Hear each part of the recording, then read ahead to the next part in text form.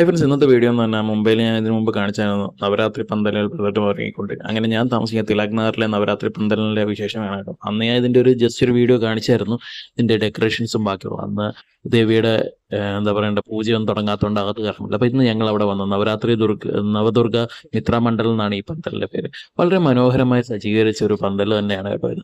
വളരെ കരവിരുതുകളോട് ചേർന്ന ഒരു എന്താ പറയേണ്ട ഒരു ഉത്തരേന്ത്യൻ ക്ഷേത്ര ശൈലിയിൽ, ഒരു രാജസ്ഥാനി ഒക്കെ ആയിട്ടുള്ള ക്ഷേത്ര ശൈലിയിൽ തന്നെ പണിത് കഴിച്ചിരിക്കുന്ന ഒരു പന്തൽ തന്നെയാണ്.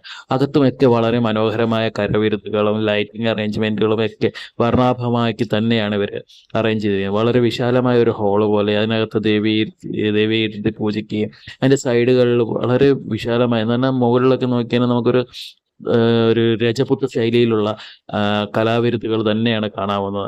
അത്രയ്ക്ക് മനോഹരമായി തന്നെയാണ് അവർ ആ പന്തൽ ഒരുക്കിയിരിക്കുന്നത്. അപ്പം നിങ്ങൾ ആരെങ്കിലുമൊക്കെ മുംബൈയിലുണ്ടെങ്കിൽ ഈ നവദുർഗ മിത്ര മണ്ഡലിലെ തിലക് നഗറിലെ പന്തലൊന്ന് വന്ന് കാണുക. വളരെ മനോഹരമായി തന്നെ അവർ ഒരുക്കിയിരിക്കുക. ഒരു കാഴ്ച വിസ്മയം തന്നെയാണ് ഈ പന്തൽ. അപ്പം അതേപോലെ തന്നെ വളരെ ഇതിവിടെ എല്ലാ ദിവസവും ബോളിവുഡ് ഹിറ്റ്സ് എന്നും പറഞ്ഞ് ഗാനമേളകൾ നടക്കുന്നത്. ഇത് കണ്ടപ്പോൾ എനിക്ക് നമ്മുടെ നാട്ടിലെ ഉത്സവങ്ങളെയാണ് ഓർമ്മ വന്നത്. കാരണം ഉത്സവങ്ങൾ നടക്കുമ്പോൾ ക്ഷേത്രങ്ങളുടെ സൈഡ് നമ്മൾ പണ്ട് ഗാനമേളകളൊക്കെ കാണാൻ പോകുമായിരുന്നല്ലോ. അതേപോലെ ഒരു വൈബാണ് എനിക്കിവിടെ തോന്നിയത്. അപ്പം നിങ്ങളൊക്കെ വന്ന് ഈ 9 ദിവസത്തെ, ഇനിയിപ്പം 12-ാം തീയതി വരെയാണ് ഈ മണ്ഡലമുള്ളത്. അപ്പം മുംബൈയിലുള്ള നിങ്ങളൊക്കെ വന്ന് ഈ നവദുർഗ മിത്ര മണ്ഡലിൻ്റെ ഈ ദുർഗാദേവി പൂജ ഒന്ന് കണ്ട് ആസ്വദിക്കുക. അപ്പം എൻ്റെ വീഡിയോ ഇവിടെ നിർത്തുന്നു.